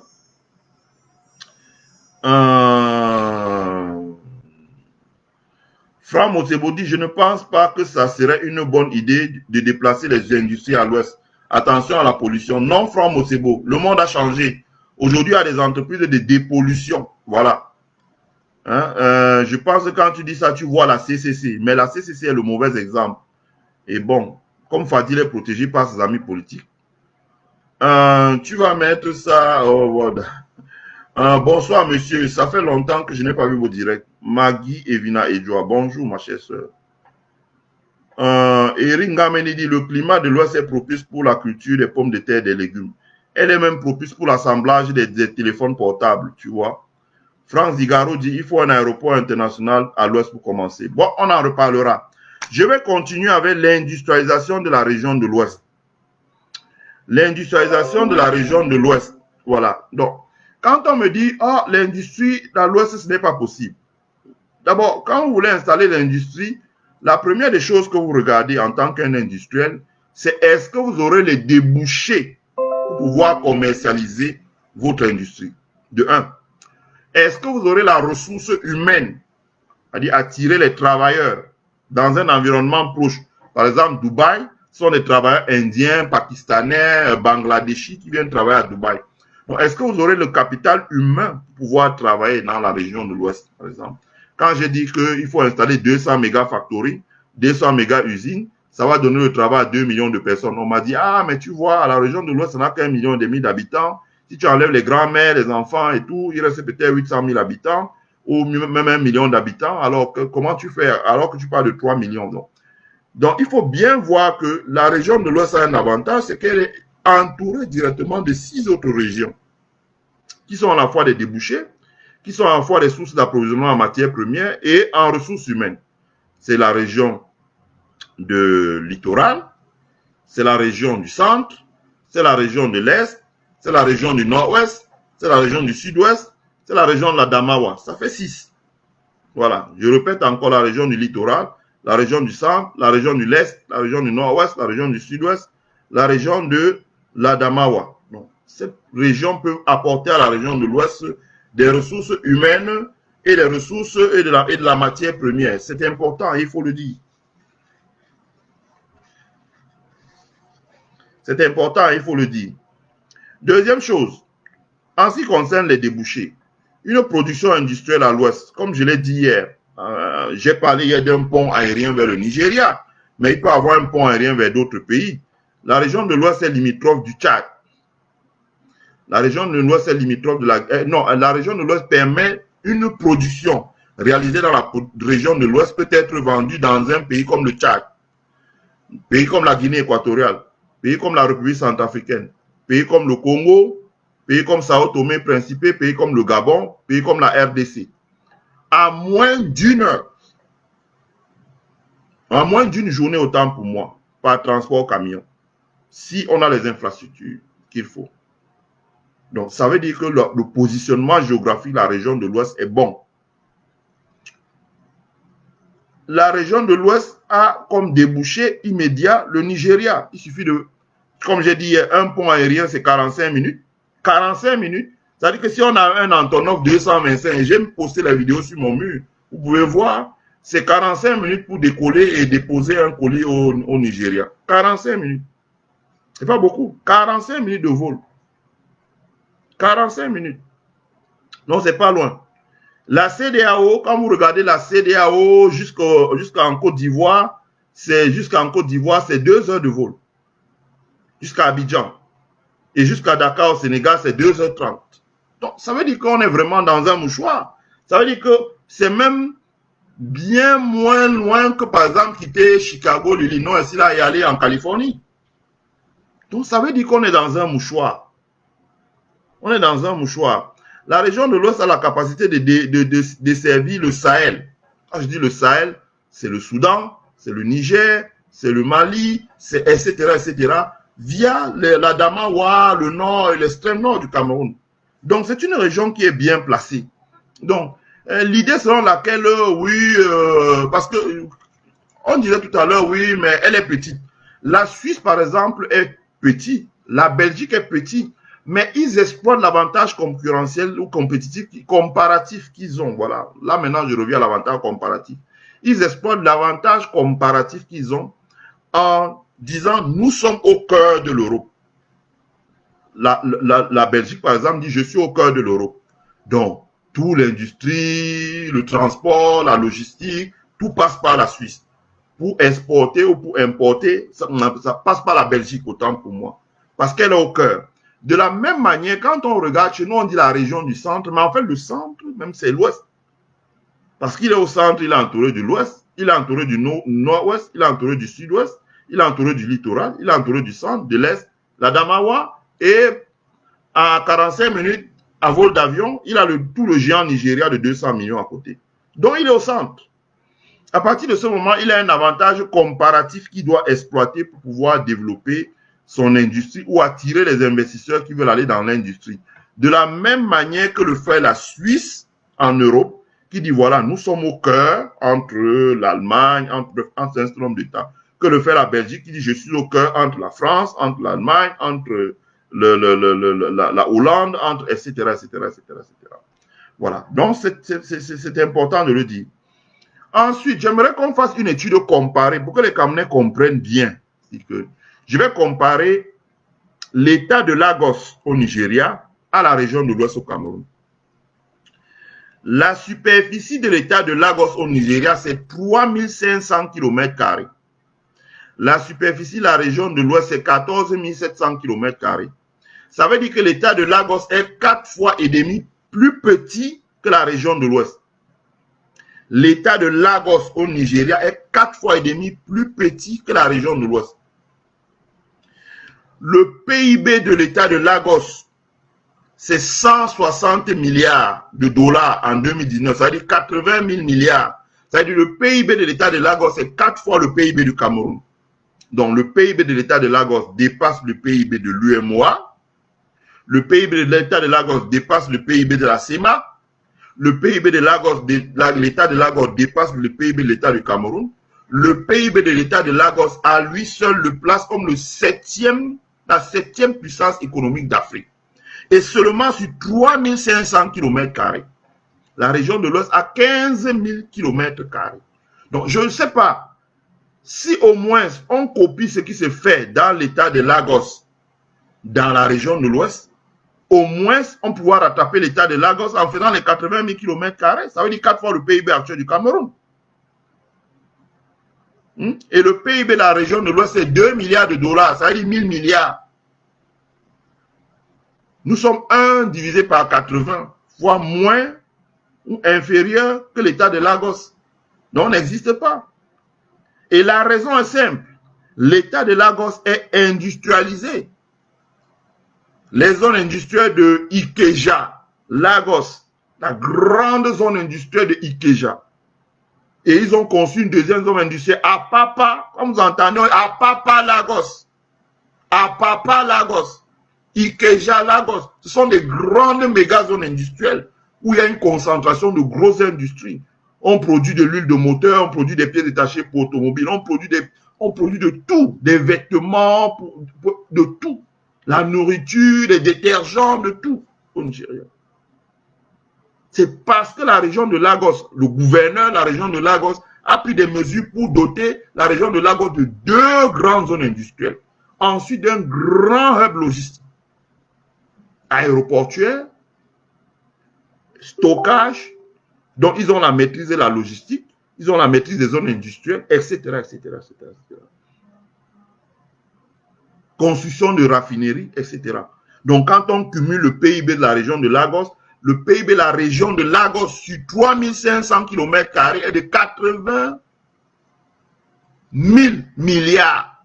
4 fois le PIB du Cameroun. Seulement la région de Lagos. La région de l'Ouest a une superficie 4 fois supérieure à la région de Lagos, à l'état de Lagos au Nigeria. Et la région de l'Ouest est 15 000 hectares, 15 000 km² pour 1000. Donc le problème se situe au niveau industriel. Se situe au niveau industriel. Le jour où on va aligner à l'Ouest 100 usines comme pour Neosila, supposons qu'il fasse 10 milliards. Si on aligne 100 usines, ça fait 10 000 milliards. On commence, on en est dans la course. Peut-être avec les effets induits, on va se retrouver à un PIB de 20 000 milliards. Voilà. On va commencer à être déjà un quart de la région de Lagos. Et je dis encore qu'on a 15 000 km². Et la région de Lagos n'a que 3 500 km². Vous pouvez vérifier. Donc, il y a la nécessité vraiment de commencer à s'industrialiser. L'État de Lagos est le 7e PIB d'Afrique. 7e. Ça veut dire que si on enlève l'État de Lagos, on l'isole du Nigeria, il devient le 7e PIB d'Afrique. Ça vous permet de comprendre. Je ne pense pas que c'est dans l'État de Lagos qu'il y a le pétrole au Nigeria. Non. Ça vous permet déjà de comprendre. Les gens qui disent, oh bon, nous avons le pétrole, hein, vous savez, puisque nous avons le pétrole. Le pétrole, dans 20 ans, le pétrole, ce sera de l'eau. Dans 20 ans, le pétrole sera de l'eau. Celui qui discute, me retrouve ici dans le Midwest, je vais l'amener lui voir, il va voir ce qu'il ne sait pas. Je vais l'amener dans un campus universitaire, on va se balader dans une école d'ingénieurs, je vais lui montrer ce qu'il ne sait pas. Les Américains ont déjà signé l'arrêt de mort du pétrole, mais c'est les politiciens, les ingénieurs américains ont déjà signé l'arrêt de mort du pétrole. Mais c'est les politiciens qui, pour des raisons géostratégiques, internationaux, notamment avec le Moyen-Orient, bref, beaucoup de choses qui disent non, on ne peut pas laisser ça passer. Donc, les gens qui pensent encore que oh, on est quelque chose parce qu'on a le pétrole, ce n'est plus l'avenir. La preuve, la première capitalisation boursière aujourd'hui, c'est Apple, ce n'est pas une compagnie pétrolière. Donc, vous comprenez qu'au Nigeria, ce n'est pas là où il y a le pétrole même qui est la première. La première, ce n'est pas le delta. Vous pouvez voir, je crois, le delta a un PIB, je crois, de 17 milliards de dollars. Hein. 17 milliards, là où il y a l'histoire de pétrole, là, 17 milliards donc, de dollars. Donc, à peu près, je sais pas moi, on tend vers 10 000 milliards de francs CFA, quoi. Or, Lagos, là où il y a les industries, elle tourne aujourd'hui à 80 000 milliards de francs CFA, 4 fois le PIB du Cameroun. C'est l'industrie. Si la Guinée équatoriale s'industrialise demain, elle va dépasser le Cameroun. Si le Gabon s'industrialise demain, il va dépasser le Cameroun. Donc, si la région de l'Ouest s'industrialise demain, elle sera le poumon économique du Cameroun. Donc, l'enjeu, c'est l'industrie. L'enjeu, ce n'est pas le nombre de ministres, le nombre de députés, on nous distrait avec des débats à la con. Le nombre de ceci, de cela, le nombre d'élites, quand on va au village, on danse. C'est un faux débat. C'est-à-dire que c'est le colon utilisé, c'est-à-dire que je montre la lampe et vous voyez mon doigt. Il a utilisé ça pour nous distraire, c'est-à-dire que comme l'enfant pleure, on dit, hey, vois l'oiseau, il arrête de pleurer, il cherche l'oiseau. C'est une distraction. L'enjeu, c'est l'industrialisation. Si on s'industrialise, tous ces débats que vous entendez là seront clos. Même ceux qui nous ont colonisés, qui ont malmené nos ancêtres, vont venir demander des excuses. Parce qu'il faut bien gagner l'argent, ils vont faire du business. Là-dedans, ces gens-là n'ont pas un cœur. Ce qui compte, c'est le business. Il faut s'industrialiser.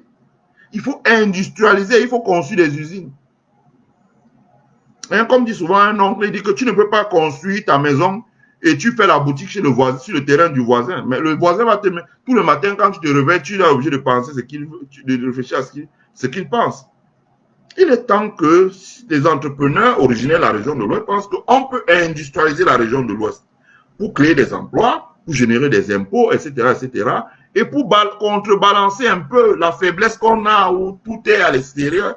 Et ça va générer un peu de respectabilité. Mais ça va aussi permettre que d'autres personnes viennent s'installer dans la région de l'Ouest pour travailler, pour faire leur vie. Et donc, il y aura plus cette animosité ambiante là, etc., etc., etc., etc. Voilà.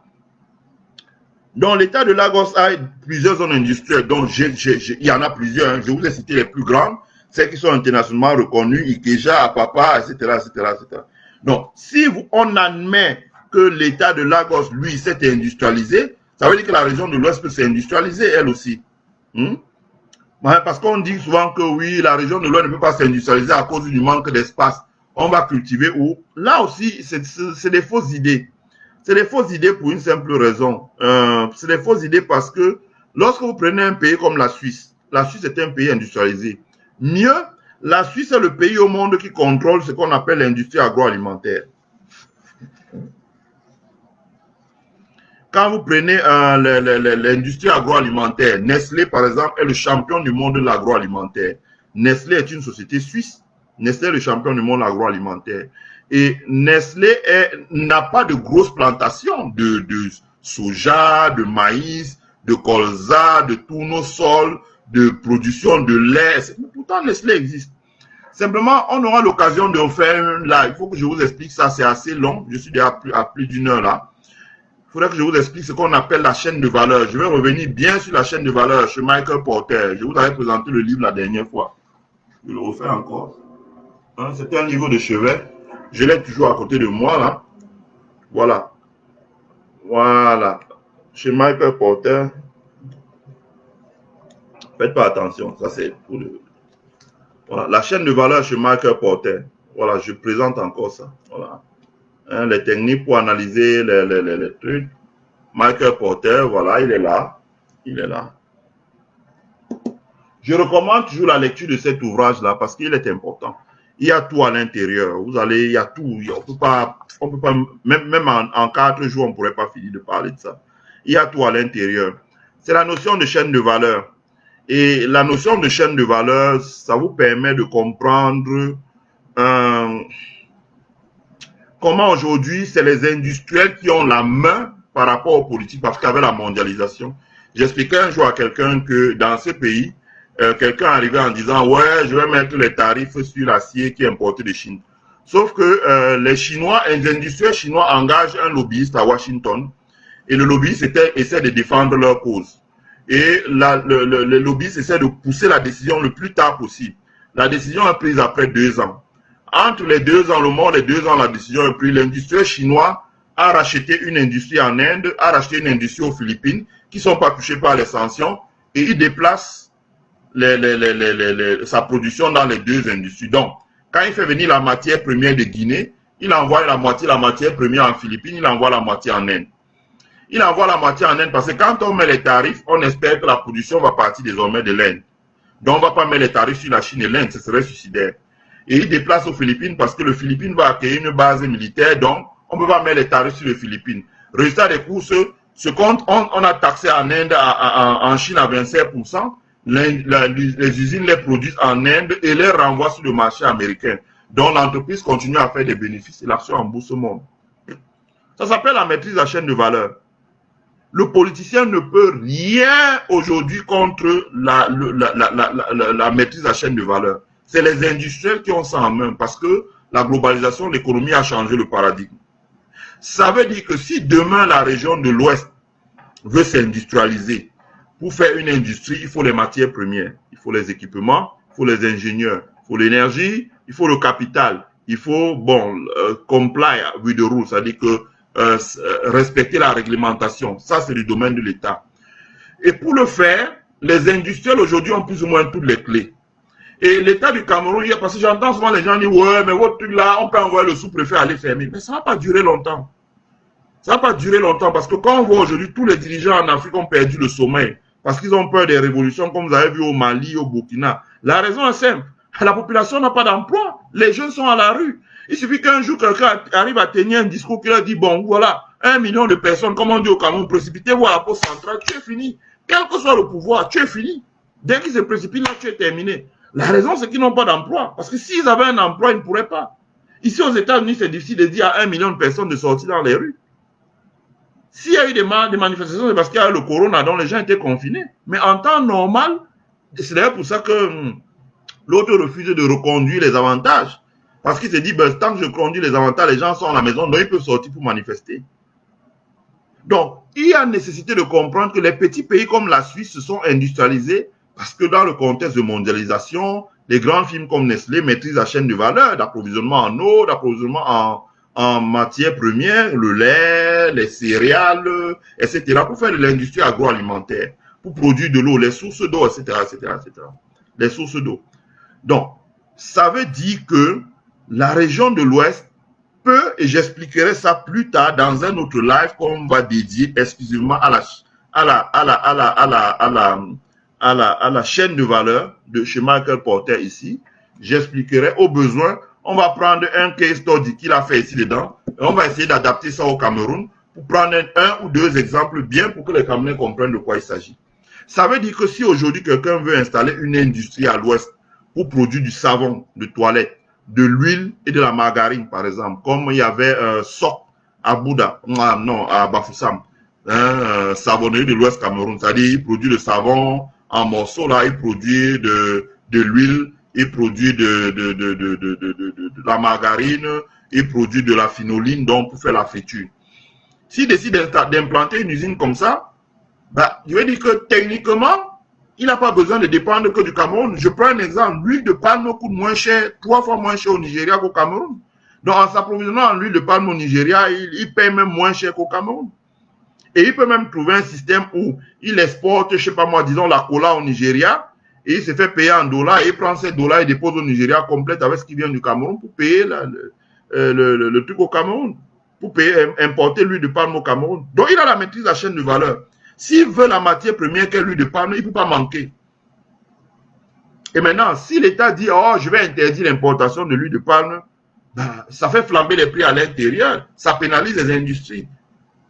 Le jour où le pays sera bien dirigé, donc je veux dire que les industriels ont la maîtrise de la chaîne de valeur, d'une part. D'autre part, le commerce, le supply chain, comme on dit, et le transport et la logistique ont tellement évolué aujourd'hui et c'est tellement spécialisé que pour chaque chose, je ne sais pas, moi je peux importer pour 10 millions de dollars d'articles de Chine par an sans y mettre les pieds une fois là. Parce qu'il y a des entreprises qui travaillent, il y a des entreprises de sourcing, il y a des entreprises d'inspection, tout est, d'ailleurs même, elles font ça mieux que vous. Elles sont mieux outillées. Elles ont des bases de données. Donc, tout c'est spécialisé aujourd'hui. On peut même venir aux États-Unis ici, là, faire planter du blé et l'acheter avec les montages financiers 4 ans à l'avance. Caler le coût, bref, il y a beaucoup de choses qu'on peut faire. Ça prendrait des heures pour expliquer tout ça. Hein. Donc, c'est pour vous dire que c'est parce que des pays comme la Suisse, j'expliquerai ça, on prendra le cas de Nestlé, je vous expliquerai beaucoup de choses, maîtrise la chaîne de valeur que la Suisse, bien qu'étant un petit pays perdu au cœur de l'Europe, est un pays industrialisé. De la même manière, la région de l'Ouest, qui a un certain nombre de choses à savoir, peut aussi s'industrialiser. Simplement, c'est important ce que je vais dire. J'attire l'attention sur les élites de l'Ouest. Parce que les élites de l'Ouest, c'est bien de faire des grands meetings là où vous allez remercier Paul Biya, vous mettez vos pagnes du RDPC parce que bon, vous allez consolider vos situations de ministre, de DG, de société, de machin.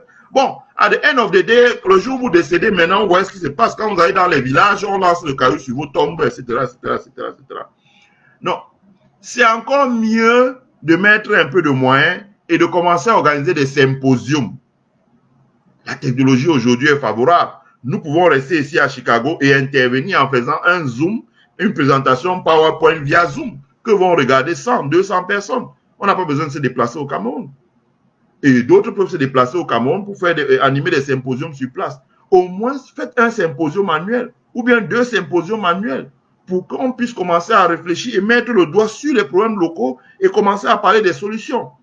Créer un think tank comme font aux États-Unis. Moi, j'aime beaucoup Michael Bloomberg, qui est un grand patron, qui a fondé le groupe d'information économique Bloomberg, d'information financière Bloomberg, parce que lui, une partie des milliards qu'il gagne, il est réinvesti avec les George Soros, il est réinvesti dans des fondations qu'on appelle des think tanks, où des gens réfléchissent, sont payés pour réfléchir, et la réflexion est donnée gratuitement aux populations. Moi, je suis dans un think tank qu'on appelle Aspen Institute. Mais vous pouvez aller regarder, il y a Heritage Foundation, il y a Ouvera Somewhere, là. Broken Edu, il y a beaucoup d'autres. Donc, il est temps qu'on mette en place des think tanks, il est temps qu'on crée des symposiums où les gens puissent réfléchir sur des problèmes. Et à partir de ce moment, quand les gens vont venir parler, vous allez comprendre que les problèmes auxquels font face la région de l'Ouest sont des problèmes qui ont une solution. Parce que les solutions existent déjà ailleurs. Simplement, il faudrait qu'on en parle pour que les gens comprennent de quoi il s'agit. Donc, la maîtrise de la chaîne de valeur. La chaîne de valeur, ça veut dire achat, fabrication, etc. Du point de départ jusqu'au point d'arrivée. Tout ce qui se situe au milieu, les différents types d'opérations, l'achat, la transformation, la maintenance, la vente, le recouvrement, le placement, etc., etc., etc., etc. Toutes ces chaînes de valeur-là, aujourd'hui, la structure de l'économie mondiale a tellement changé que la maîtrise de la chaîne de valeur a échappé des mains du politicien. Ça veut dire que ce n'est pas parce que, et je le dis toujours à des gens comme les Dieudonné et Somba, ce n'est pas parce que au Cameroun, le politique a décidé que un Camerounais n'aura pas de cimenterie que les Camerounais n'ont pas de cimenterie. les Camerounais contrôlent une bonne cinquantaine de cimenteries dans le monde. Mais il faut être un initié pour connaître comment ça se passe.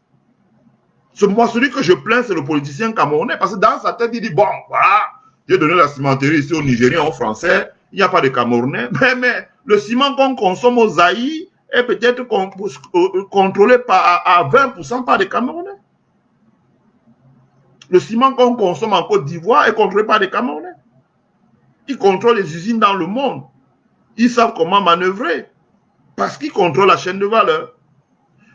Donc, je prends quelques réactions et puis on revient sur les facteurs qui déterminent l'industrialisation. Eric Ngameni dit il faut construire des chemins de fer partant de l'Ouest pour desservir toutes les autres régions du Cameroun voisins comme on l'en fait l'Allemagne. Oui, c'est vrai. Le chemin de fer, c'est vrai, c'est sensible le chemin de fer d'ailleurs. Parce que le chemin de fer est l'un des moyens de transport qui ne tient pas trop compte du poids. C'est-à-dire que le poids ne détériore pas beaucoup le chemin de fer, comme le poids, par exemple, détériore la route. Si, par exemple, une route a été conçue pour soutenir un camion de 100 tonnes, si vous mettez un de 200 tonnes, rapidement, la route s'affaisse. Roland Essiane dit, je pense qu'on doit identifier les besoins des populations de chaque région pour pouvoir apporter un développement, oui. Et Jeune Ngondi dit, you can build battery farm. Voilà, et Jeune Ngondi, la question de l'énergie a beaucoup changé aujourd'hui. La technologie est allée tellement loin que les barrages hydroélectriques, là-bas, on parle même plus de ça ici. Fra Mosebo dit, je pense qu'il faut tourner des industries de cinéma comme Nollywood. Ça produit beaucoup de capitaux. Ouais. Edmond Baridi dit, avec des acteurs comme Jenny Gento, oh, c'est pas sympa. Ngepi dit, ça c'est au cas où les Nigérians ne récupèrent pas Bakassi. Ah, ça. Vincent Kitio dit, il y a un grand potentiel en énergie éolienne sur la chaîne montagneuse de l'Ouest. Tout à fait. Tout à fait. Vassi Karel dit, le divertissement est à quel niveau dans la pyramide de Maslow? On n'arrive pas à Mantoan. Ekoman Nemen dit, Ouest doit aussi miser sur le tourisme. Un festival de peu de Grassfield par an peut rapporter à lui seul plus de 5 milliards par an s'il est bien organisé. Il faut pour cela un aéroport international à Bafoussam. Tout à fait, très bonne idée. On en parlera demain. Si tu es connecté demain, il faut venir, on va en parler. On va en parler. On va parler de ça.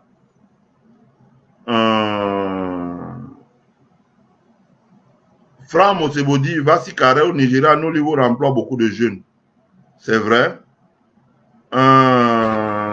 Thio Trophy dit, l'Ouest dans un véritable problème. L'Ouest a un véritable problème de terre et la zone Magba et Mbankim offre une grande opportunité dans ce sens. L'Ouest n'a pas de problème de terre, Thio Trophy. Je t'ai dit que la région de Lagos, c'est 3500 km².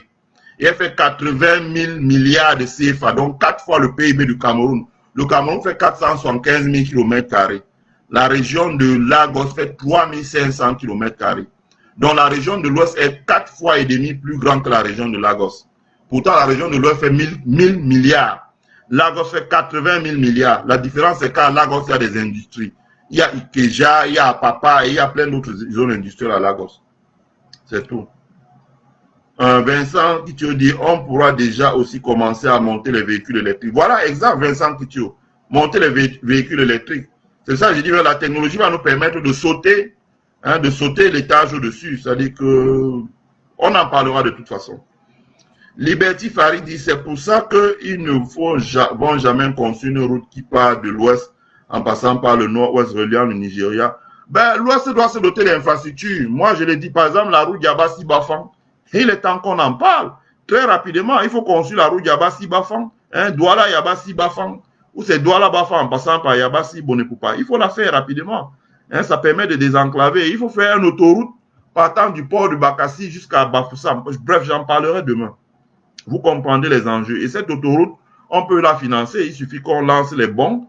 Backup, avec le backup de la Banque mondiale, du Fonds monétaire international. La diaspora des enfants de l'Ouest peut souscrire ces bons-là. C'est-à-dire qu'on peut dire, voilà, la route va coûter 400 milliards. Chaque enfant va travailler ici, là, et il va mettre 2 millions de francs, ce qui n'est pas impossible. et le bon est garanti par la Banque mondiale, ça veut dire que si à un moment l'État du Cameroun ne peut pas rembourser le Fonds monétaire, refinance, comme il est en train de faire actuellement avec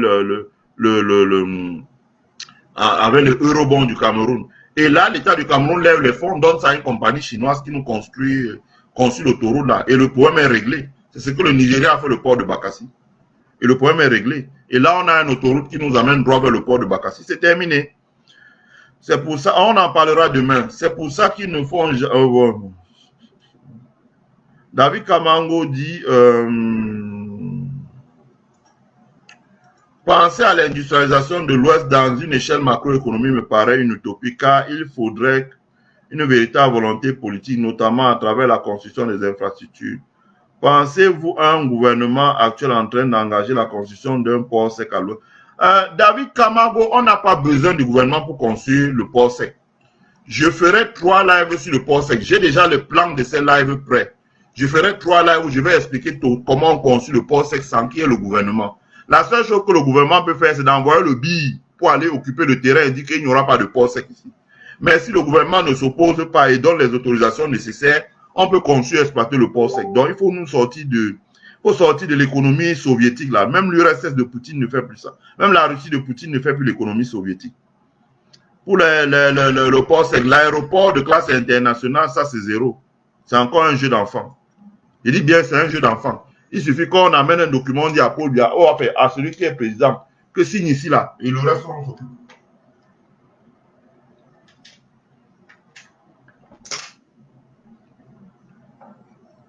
Edmond Parisi dit, tu penses qu'au Nigeria, c'est pas des amuseurs? Ils ont commencé quelque part, voilà, et leurs films se produisent en moins d'une semaine, voilà, donc il faut commencer. Mais Lagos a 20 millions, Lagos a 25 millions d'habitants. C'est plus. Donc Lagos, à la population du Cameroun, arrive à loger la population du Cameroun sur 3500 km². Donc, il faut réfléchir. Tout ça, c'est une question d'urbanisation, etc., etc. Donc, il faut faire tomber les idées reçues. Bonsoir, grand frère de Manfo. Je t'ai laissé les messages sur Messenger. OK.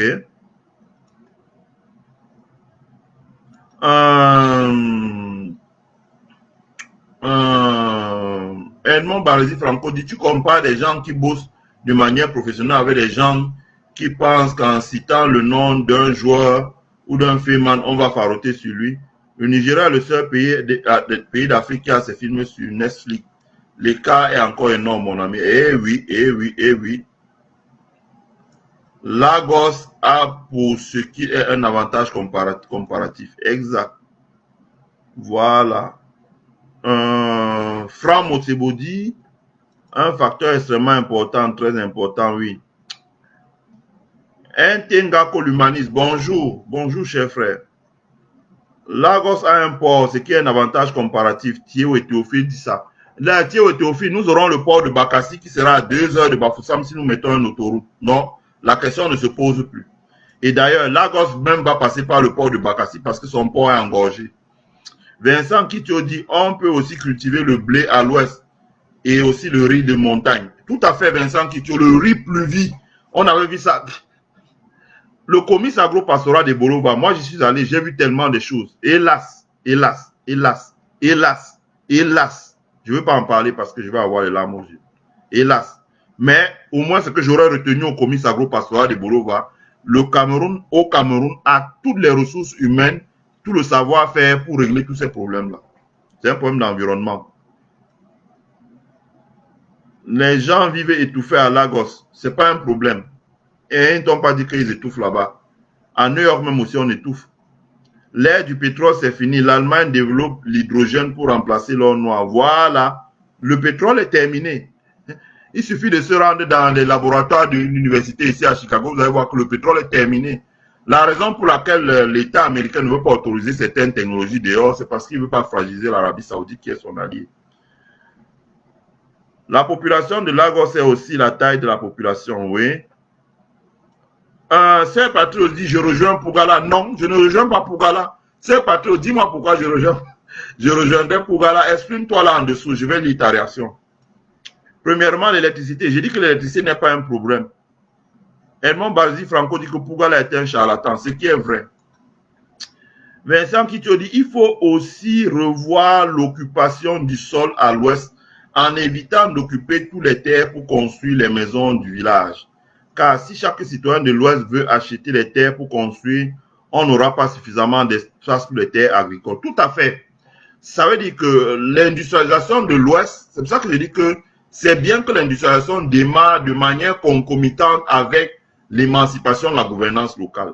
Ça veut dire qu'il est temps qu'à l'Ouest, les maires prennent des mesures vraiment dures pour limiter la spéculation sur le foncier, pour interdire le fait que chacun construise sa maison, commencer à construire le logement en quantité et en hauteur. Si on ne le fait pas, on aura l'effet inverse. On aura les constructions anarchiques comme on construit ailleurs. Surtout dans une zone comme l'Ouest où chacun a la culture de il faut que je construise mon palais au village. Je pense que c'est important. Il faut changer de paradigme. Les premières choses, ouais, Liberty Farid dit les enfants de l'Ouest n'aiment pas leur région. Nos élus passent leur temps à chanter Ayop Ayop. Hélas, un plan d'urbanisme sérieux répondait à cette préoccupation. Voilà. Enfin, je lis le commentaire de Ivan Prince avant de poursuivre. Il dit les Camerounais doivent s'approprier du gaz qu'on a découvert et qui est exploité depuis quelques années. Avec le gaz, on crée des centrales électriques décentralisées dans tout le pays. Voilà. Vincent Kitio dit il faut densifier les villes et construire les maisons en hauteur pour libérer les terres pour l'agriculture, l'élevage et l'industrie de transformation. C'est très important ce que dit Vincent Kitio. Je relis ça parce que si on ne prend pas ça en compte, là aussi c'est l'un des traits, ça veut dire l'une des menaces sur une éventuelle industrialisation de l'Ouest et l'apparition d'une classe moyenne qui aurait de l'argent. C'est qu'il dit il faut densifier les villes et construire les maisons en hauteur pour libérer les terres pour l'agriculture, l'élevage et l'industrie. Voilà. Sinon, on va se casser rapidement la gueule. Voilà. Des bavardeurs, des comédiens hypocrites de tous les jours sans poser les actes concrets. Oh là là. Bon. Del Bianco, la construction de gratte-ciel en oxygène à Harvey. Oui, mais Del Bianco, Franco, je suis d'accord, mais tu as l'air d'oublier que New York s'est saturé rapidement et qu'on a dû aller chercher l'espace dans les autres États. Donc, ce que dit Vincent qui a un sens. Les symposiums, il dit que pendant qu'on s'industrialise, il faut penser à. Si on commence à industrialiser, par exemple, si on construit 4 usines à Kekeme, que chacun va avoir sa maison, rapidement, le prix du mètre carré à Kekeme va dépasser celui de Yaoundé. Les symposiums sont importants pour éveiller nos élites. Ils ont des capacités qu'ils ignorent eux-mêmes. Tout à fait, Liberty Farid. Pan Goukam dit parlant d'aéroport, il va sans dire que celui de Koutaba est plus grand et peut recevoir de gros avions. Je suis d'accord avec toi, Pan Goukam. Maintenant, ça dépendra du deal.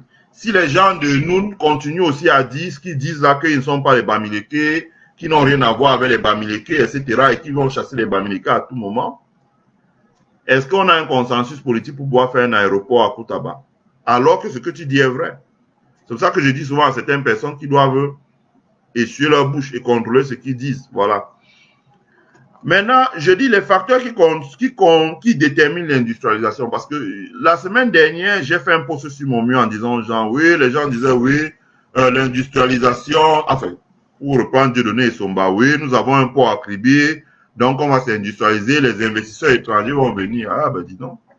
Si lui savait le nombre de ports qu'il y a dans le monde, le nombre de ports qu'il y a ici en Amérique, qu'on modernise tous les jours avec les exonérations fiscales, c'est même plus avantageux pour un investisseur chinois de venir produire en Amérique et exporter au Cameroun que d'aller produire au Cameroun. Je ne vais pas entrer dans certains détails ici. Voilà. Donc, les facteurs qui déterminent l'industrialisation, ce n'est pas forcément exclusivement la volonté de l'État central. Je dis l'État central dans un État décentralisé ou fédéralisé, où il y a le fédéralisme, ou fédéré. Ce n'est pas exclusivement la volonté de l'État. Je dis ça pour que les gens sortent. Et c'est important pour que ceux qui sont ministres dans notre pays, premier ministre, secrétaire général des premiers ministères, de la présidence, de tout ce que vous voulez là, il faut qu'ils arrêtent de penser qu'on décrète l'industrialisation d'un pays. Ce n'est pas vrai. Si on décrétait l'industrialisation d'un pays, c'est que Paul Biya en 38 ans aurait construit des usines tous azimuts. Vous pensez bien qu'il n'est pas la volonté de construire, mais c'est parce que ça ne se décrète pas l'industrialisation d'un pays. On ne décrète pas l'industrialisation d'un pays. Je le dis et je le redis haut. On ne décrète pas l'industrialisation d'un pays. L'industrialisation pays dépend des actionnaires de l'entreprise parce que les actionnaires apportent les actions. Les actionnaires font le consensus autour d'un projet. Les actionnaires rédigent le business plan. Les actionnaires engagent les managers, les ingénieurs pour sortir le projet de terre. Donc d'abord les actionnaires. Ça veut dire que l'État doit apprendre à dialoguer avec les actionnaires. Les actionnaires et les stakeholders, ce qu'on appelle les stakeholders, ça veut dire les ayants droit. Hein, les syndicats, les comités d'hygiène, de salubrité, les représentations du personnel, etc. C'est d'eux que dépend l'industrie. L'industrie dépend des financiers. J'entends ici par financier les banques d'investissement. Parce que quand quelqu'un a le business plan, il vient voir la banque d'investissement et dit bon, proposez-nous des solutions pour boucler le financement de notre projet.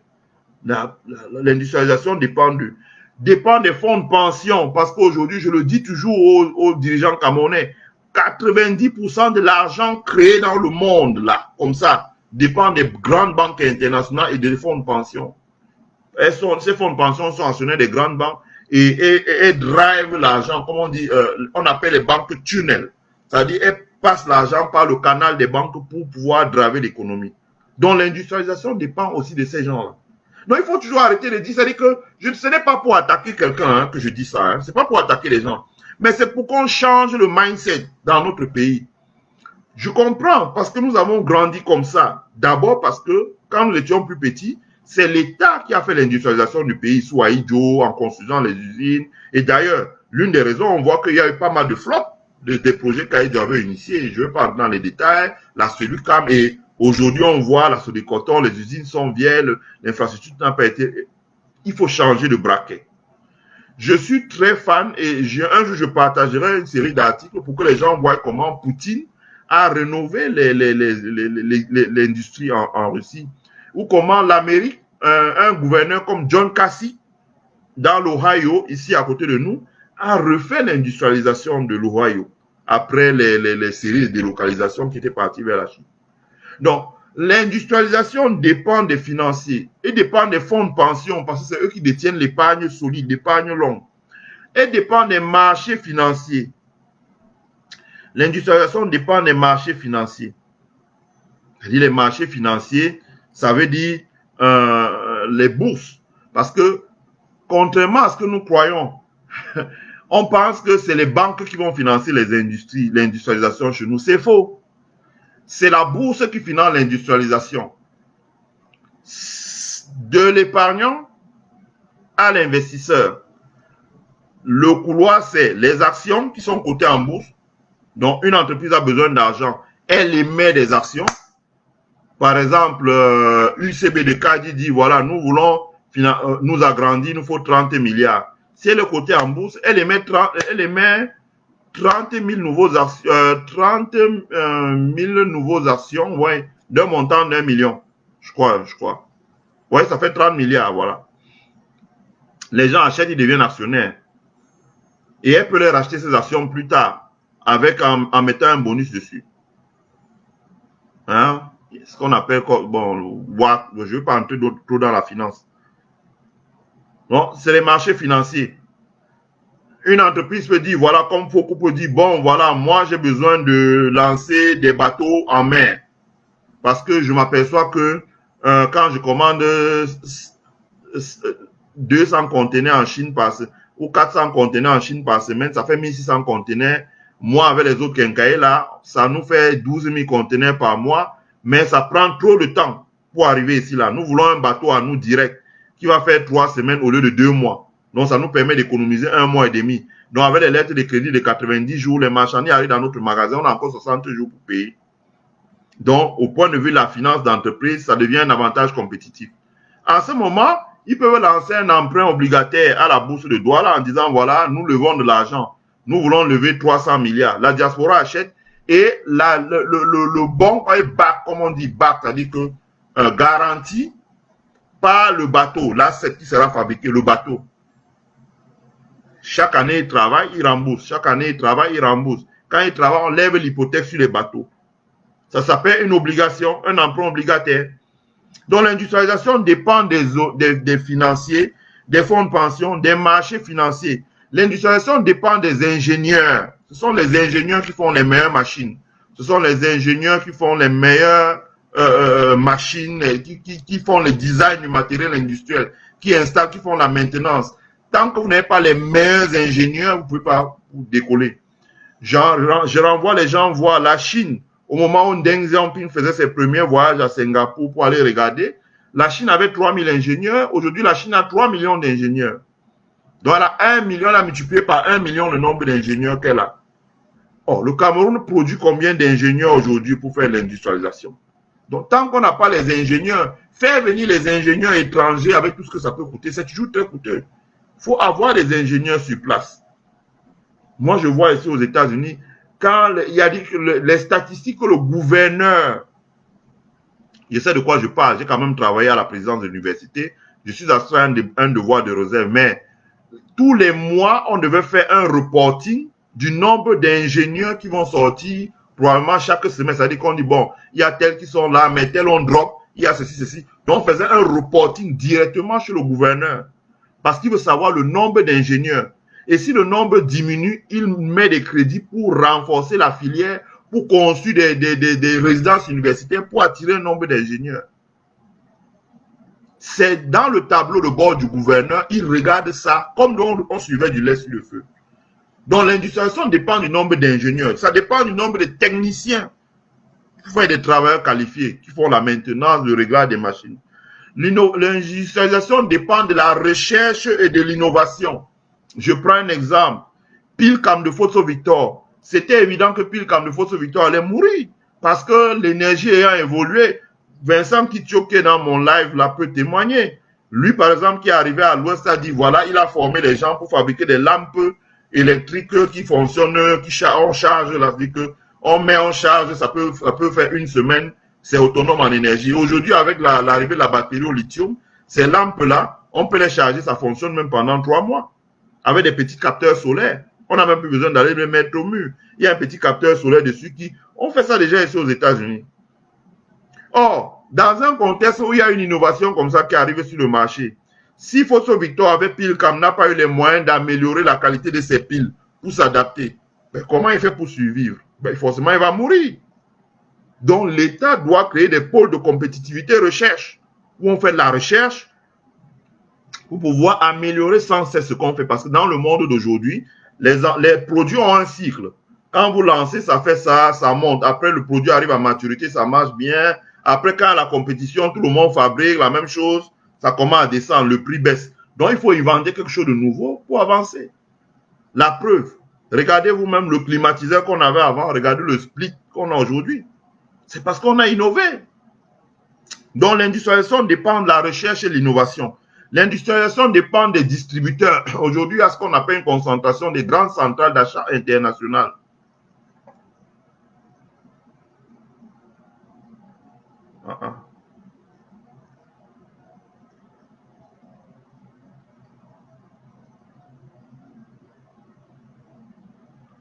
Les gens signalent notre vidéo.